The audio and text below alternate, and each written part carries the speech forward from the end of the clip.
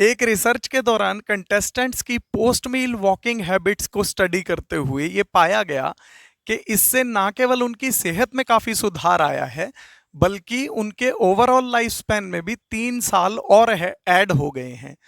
तो आइए आज के वीडियो में जानने की कोशिश करते हैं कि पोस्ट मील वॉकिंग से हमें किस तरह के बेनिफिट्स मिलते हैं और इससे ये सब कैसे संभव हो पाता है। हाय, मेरा नाम अलंकार धारीवाल है। मैं एक आयुर्वेदिक न्यूट्रिशनिस्ट हूँ। आयुर्वेद और न्यूट्रिशन की सहायता से हम सभी की सेहत में 4 चांद नहीं 8 चांद लगाए जा सकते हैं। पोस्ट मील वॉकिंग का पहला बेनिफिट है कि ये आपके डाइजेशन को इम्प्रूव करता है। जब भी हम अपनी बॉडी को मूव करते हैं तो इससे हमारा पैरासिम्पैथेटिक सिस्टम जो है वो स्टिमुलेट होता है, जिसे हम रेस्ट एंड डाइजेस्ट के नाम से भी जानते हैं। तो स्पष्ट है कि इससे जो है हमारी आंतों की जो गति है उसको बढ़ावा मिलता है और इससे जो है साथ ही साथ आपके एंजाइम्स, जो डाइजेस्टिव एंजाइम्स हैं, उनकी एक्टिविटी भी इम्प्रूव होती है। इसी वजह से ये आपके डाइजेशन को बेटर बनाती है और इससे आपको ब्लोटिंग, गैस और कॉन्स्टिपेशन जैसी समस्याओं से निपटने में काफ़ी ज़्यादा हेल्प मिलती है। दूसरा जो इसका सबसे बड़ा बेनिफिट है कि ये ब्लड शुगर को बहुत अच्छे तरीके से कंट्रोल करने में हेल्प करता है। तो जैसे ही हम कोई खाना खाते हैं तो उससे कम या ज़्यादा मात्रा में शुगर ज़रूर निकलती है, और जब हम खाना खाकर वॉक करने के लिए निकलते हैं तो इससे जो वो शुगर खाने से निकल रही है वो साथ के साथ ही वॉकिंग की वजह से कंज्यूम होने लगती है, और इससे आपके शुगर को जो है ज़्यादा बड़ा स्पाइक नहीं मिल पाता है और ब्लड शुगर जो है वो कंट्रोल में रहता है। इससे आपको बेटर कंट्रोल हासिल होता है। साथ ही साथ इससे जो तीसरा बेनिफिट आपको मिलता है वो भी इसी से के साथ जुड़ा हुआ है कि जब आप सैर करते हैं और इससे आपका ब्लड शुगर जो है वो बढ़ने नहीं पाता है, तो इससे आपका इंसुलिन स्पाइक भी बहुत कम मात्रा में आता है, जिसकी वजह से आपको ओवरऑल इंसुलिन रेजिस्टेंस में फ़ायदा होता है।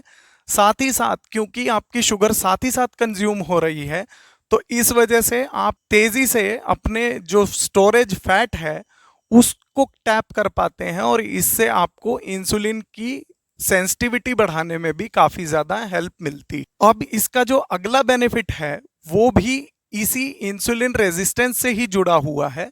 जब भी आपकी इंसुलिन रेजिस्टेंस में इम्प्रूवमेंट होती है, इंसुलिन सेंसिटिविटी इम्प्रूव करती है, तो आपके ब्लड सर्कुलेशन में इम्प्रूवमेंट मिलती है, जिससे आपका ब्लड प्रेशर जो है वो बेटर ढंग से कंट्रोल हो पाता है और इससे हमें ये बेनिफिट भी मिलता है। स्टडीज में ये भी देखा गया है कि पोस्ट मील वॉक से आपको अल्सर्स, हार्टबर्न, आईबीएस और कोलोरेक्टल कैंसर जैसी समस्याओं के रिस्क कम करने में भी काफ़ी ज़्यादा हेल्प मिलती है।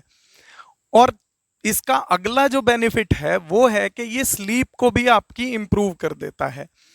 अब जब भी आप सैर करने के लिए आफ्टर मील्स निकलते हैं तो इससे जो है आपका पैरासिम्पैथेटिक सिस्टम जो है वो एक्टिवेट होता है, जिससे फील गुड हार्मोन्स जैसे एंडोर्फिन जैसे हार्मोन रिलीज होते हैं, और इससे आपका ओवरऑल स्ट्रेस कम होता है, जो कि आपकी ओवरऑल स्लीप को बेटर बनाने में काफ़ी ज़्यादा हेल्पफुल साबित होता है।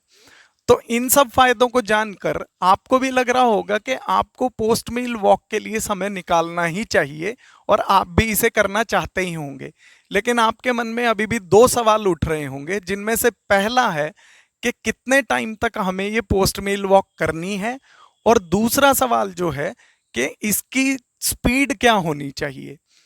तो पहले सवाल का जवाब है कि अगर आप 10 to 15 मिनट्स भी वॉक कर लेते हैं तो आपको काफ़ी ज़्यादा बेनिफिट्स उससे मिल जाते हैं, तो उतना करना भी आपके लिए काफ़ी ज़्यादा हेल्पफुल रहता है। और दूसरा जो है, आयुर्वेद में ये कहा गया है कि किसी भी तरह की एक्टिविटी आपको भोजन के बाद नहीं करनी चाहिए। आपको हर तरह की एक्टिविटी का निषेध आयुर्वेद में किया गया है, लेकिन एक एक्टिविटी है जिसे आयुर्वेद में खाने के बाद ज़रूरी बताया गया है, और वो एक्टिविटी है चंक्रमण।